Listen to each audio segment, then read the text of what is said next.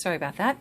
It's caused by when the body becomes dependent on that drug. And when you suddenly stop using it, it can lead to uncomfortable symptoms. And those symptoms can range from irritability to flu-like symptoms. In the case of caffeine, it can be irritability, it can be shakiness, it can be a headache. Those are fairly, simple or non-threatening withdrawal symptoms. But depending on the drug, some of the withdrawal symptoms can be more severe and some can be life-threatening. For example, I used to work in a facility that did social detox. They did not do medical detox, but they did social detox.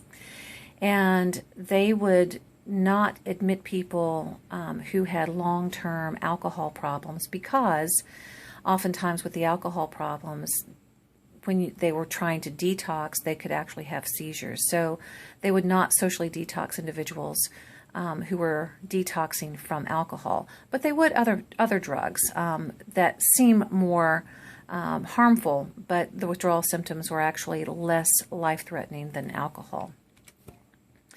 Now, there are major classifications of drugs. There are depressants, stimulants, hallucinogens, as well as several others, but let's talk about some of those. A depressant is anything that sedates or depresses the central nervous system. Some good examples of those that do that are alcohol, sedatives, opiates, and those are all depressants. Think about how people use alcohol. It's like, I need to calm down. So they'll have a glass of whatever, or a beer or two, or whatever. A stimulant is anything that excites or speeds up the central nervous system. Nicotine, caffeine, cocaine, and amphetamines, those are all stimulants. Hallucinogens are things that distort the perception of the central nervous system. Any kind of perception that can be sensory perceptions, thoughts, could be auditory, could be olfactory, smell, anything that disrupts the central nervous system in that way. LSD, PCP, ecstasy, those are examples of hallucinogen. And then misuse or abuse of and dependence of any prescription drug, regardless of the classification, is one of the top 3 growing substance abuse issues or substance abuse problems. And what we find is we find younger and younger people abusing and becoming addicted to prescription medications. I had a teenager tell me that prescription medication was actually easier to get than alcohol or pot because they would just go over to their grandparents' house or aunts and uncles' house, and these things were not necessarily locked up, but they were in the medicine cabinet in the bathroom. So this is becoming a huge issue, especially with younger people.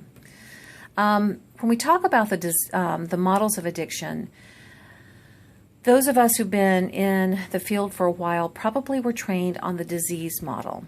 There are other models out there, but a lot of us, that's how we were trained. It's a disease model. And the reason we were trained is because it looks at addiction as having a primary illness. It has a progression, which means that like other conditions, you can label the symptoms, you can predict its course, and you can predict its likely outcome if it's not treated.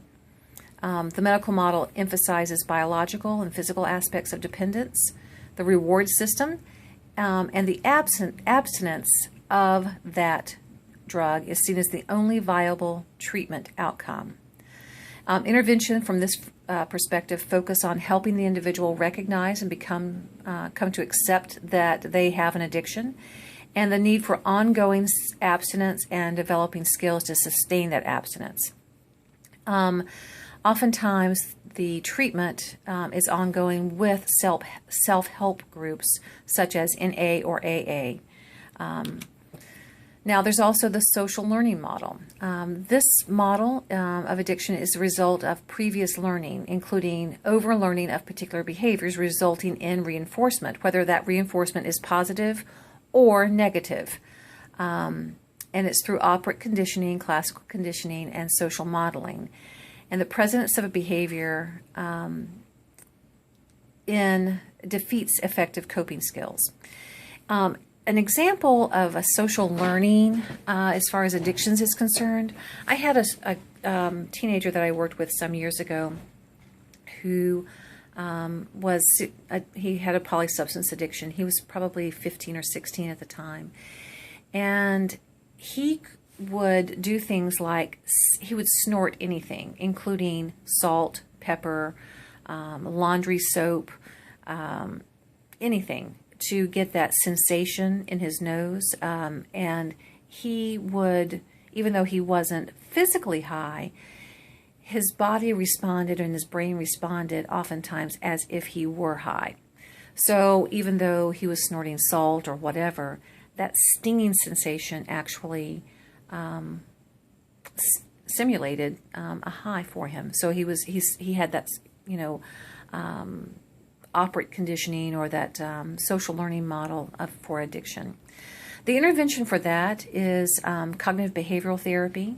Help the person to develop more effective coping skills. If you can change the thought, you can change the behavior.